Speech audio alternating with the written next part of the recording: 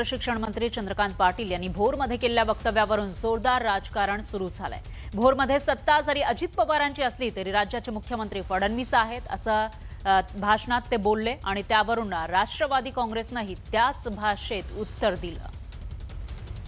जरी समजा इथे अजित पवारांचं सरकार असलं तरी मुख्यमंत्री देवेंद्र आहेत ना। भोर नगर परिषदेच्या निवडणुकीचा प्रचार आता शिगेला पोहोचलाय। राज्यभरातच नगरपालिका आणि नगर परिषद निवडणुकांसाठी सर्वच पक्षांचे नेते जाहीर सभा घेत आहेत।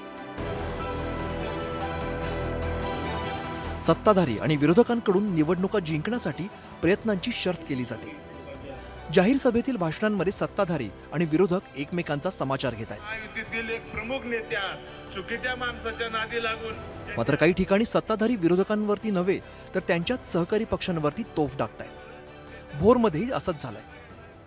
आता विरोधी मंडळी म्हणाले की आम्ही पिण्याला पाणी देणार आहे, तर त्यांचं सरकार असलं पाहिजे ना। जरी समजा इथे अजित पवारांचं सरकार असलं तरी मुख्यमंत्री देवेंद्र आहेत ना।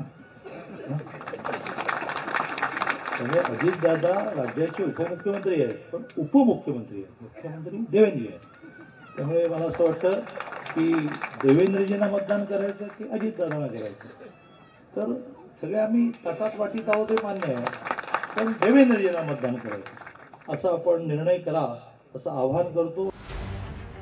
चंद्रकांत पाटलांनी राज्यात सत्तेत आम्ही एकाच ताटात वाटीत असल्याचं मान्य करत भाजपलाच मतदान करण्याचं आवाहन केलं।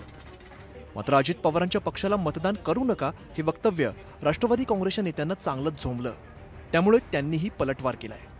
कोण मटका की कोण दारू विकतो, कोण ताडी विकतो, कोण ते टक्केवारीचा धंदा करतो, म्हणजे सावकारी, असे उमेदवार शहराला देऊन शहराचं नाव खराब करण्याचं काम तुम्ही करताय।